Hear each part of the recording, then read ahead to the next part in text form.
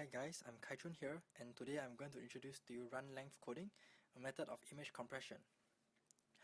So, for example, this is an image, and we store digital images as pixels with the information of each pixel. If we have this as an image, and we are going to store the information of each individual pixel, it will take up a large amount of data space. So in order to conserve data space, which is very precious, what we can do is to compress this image. So we can group the pixels by color. So let's take this as blue, this is dark blue, this is blue, and light blue here. So we'll store the information as 5 blue, 10 dark blue, 5 blue, and 2 light blues. So let me illustrate further on this. Over here we can see a representation of the character E, and we can see this as 6 rows of pixels. So in the first row, we can see that there are 2 white pixels represented by 2 here, followed by 2 black pixels, another 2, and 2 white pixels again, so 2. And in the following row, we have 1 white, 1 black, represented by 1 here, 2 white, 2 here, 1 black followed by 1 white, so 1, 1, 2, 1, 1. In the next row, we have 0 white as a start, so we have 0 here, followed by 6 blacks, so we have 0, 6. In the next row, we also have 0 white as a start, so it's 0, and then we have 1 black, 1 written here, and then we have 5 whites, so 0, 1, 5. In the next row, we have 1 white, followed by 1 black, followed by 3 whites, followed by 1 black, so 1 here. In the final row, we have 2 white, represented by 2, and then 3 blacks, 3 here, and then 1 white. So let's take a look at the first row. Instead of storing these 6 individual pixels, we can just store 3 information. So it's stored like 2 whites, followed by 2 blacks, and 2 whites. So we store 3 instead of 6 pixel information. In summary, what we can do is to group the pixels by their similar information and actually store them so that we can conserve the amount of data space that we use. Thank you. Hello everyone, in this part of the video we will focus on the text compression. And for information, in this part targets audiences who are 9 years old and above. Okay, so why do we need compression? The reason is simple. Because it's useful. It helps to reduce the consumption of resources such as data space or transmission capacity by encoding the data before it is stored or transmitted and decoding it when it's received. The computer can store more data or send it faster through the internet. As we all know, computers have to store and transmit a lot of data. So how do they actually do compression? Here I would like to use an example to explain it. Now let's take a look at this poem. The poem is called The Ring. It's like the Peter Pan listen to the ring. We can easily see that several groups of 2 or more letters are repeated. Even the whole words or some phrases. The words Peter and Pan have the same pattern, TTER. So we can replace the TTER in the word pattern with a box. In this way, the computer only transmits 1 set of TTER instead of 2. Thus, the computer stores or transmits less data. So that's for data compression. And after receive the data, how do we know it is decodable or not? And we can see that the box is linked to the text in the earlier part in the poem by an arrow. When decoding, we can find the characters in the box by tracing back where the arrow is pointing to.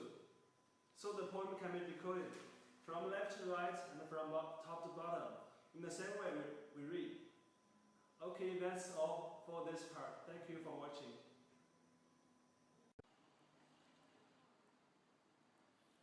In my part, I will talk about error detection and correction in a communication system. I will perform a simple trick to illustrate the point. I have with me these small cards. which are labeled 1 on one side and 0 on the other side. This represents the binary numbers used in a communication system. Now one of our group members will lay the cards out in a 5x5 square. He will lay them out in a random manner with 1s and 0s facing up.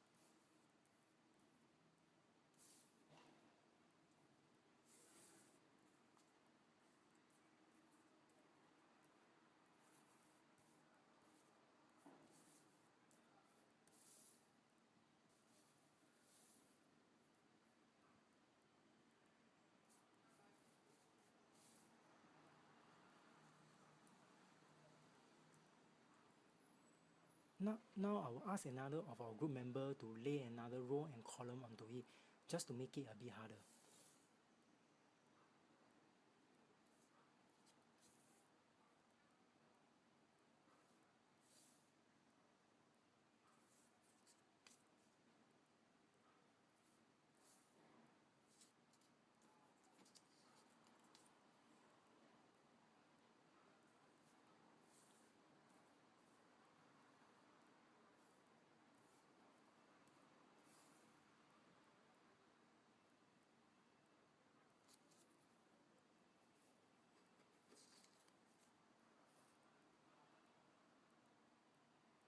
Now I will ask one of our group members to flip over one card, and I will not be looking at it, which means that I will not know which card is being flipped over.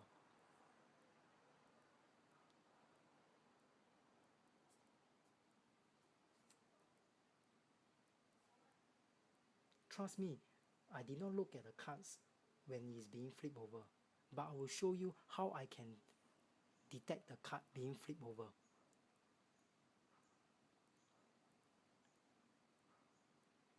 Which is this card. So how did I figure it out? The idea is simple. The key is the extra rows and columns of cards being added.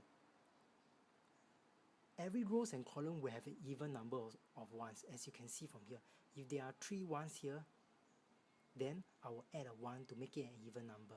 So for example, at this one, there's only 1 ones here. So I will add another 1 to make it 2 ones, which is an even number of ones. Of course, you can do it for zeros also. So in this case, I'm doing a parity check. So I will be able to figure it out which card is being flipped over.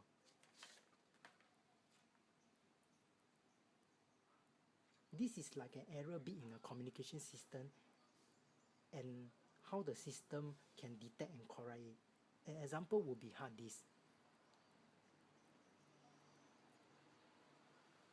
Of course, the hard disk use a much more complex method to perform the error detection and correction, but this is just a simple example of how to use parity check to detect and correct errors. Hope you enjoy it. Thanks. To remind the topic we have been talking on is information representation. My teammates have done a good job in explaining 3 of the subtopics, namely image representation, text compression plus error detection and correction. Now I would like to introduce you all to information theory. First, let me ask the question, how much information is there in a 1000-page book? Is there more information in a 1000-page dictionary, a ream of 1000 sheets blank paper, or in our digital communication textbook? Second question, try to read this sentence. Well, you probably can read it because there's not much information in the wild world. Computer scientists often measure information by how surprising a message is. For example, when our lecturer told us there is an upcoming midterm for CA, that's not a surprising information. However, if our lecturer asks us to do a video for CA, now this is a surprising message, and this gives us a lot of information. Also, the amount of information that messages contain is measured by how easy or hard they are to guess. Well, we take a guessing method approach by using decision tree to reduce the number of guesses. The number of questions we ask is n. N can be computed as log x over log 2, where n equals to number of questions and x represents number of possible results. With this, we can take down the number of guesses. To conclude this video, let me end this with a real-life application of information theory. It is widely used in autocomplete user interface of search engine. Let me take you all to the action of Google Autocomplete, which utilize the guessing method to give us quick recommendation for what we type in the search box.